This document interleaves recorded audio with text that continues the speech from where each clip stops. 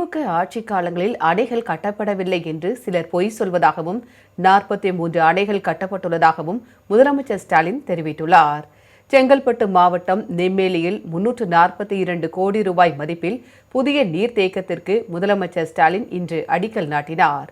இந்நிகழ்ச்சியில் துணை முதலமைச்சர் உதயநிதி, அமைச்சர்கள் ஏவ வேலு, அன்பரசன் உள்ளிட்ட பலர் கலந்து கொண்டனர். பின்னர் நிகழ்ச்சியில் உரையாற்றிய முதலமைச்சர் ஸ்டாலின் 121 தடுப்பணைகள் அமைக்கும் பணிகள் மேற்கொள்ளப்பட்டு வருவதாக தெரிவித்தார்.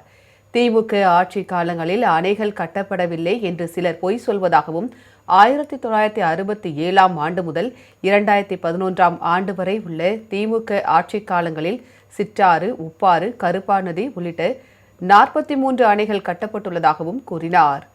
கடந்த 5 ஆண்டுகளாக 47,920 ஏரிகள் தூர்வாரப்பட்டுள்ளதாகவும் உரிய நேரத்தில் மேட்டூர் அணையில் இருந்து டெல்டா மாவட்ட விவசாயிகளுக்கு தண்ணீர் திறக்கப்பட்டுள்ளதாகவும் தெரிவித்தார்.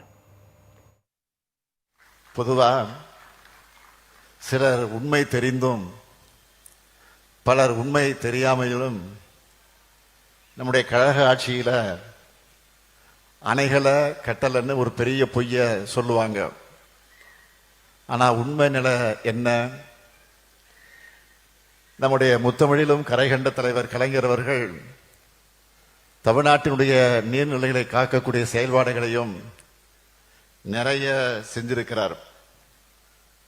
1967ஆம் ஆண்டு திராவிட முன்னேற்ற கழகம் ஆட்சிக்கு வந்ததிலிருந்து 2011 வரை நம்முடைய தமிழ்நாட்டில் 43 அணைகள் கட்டப்பட்டிருக்கு.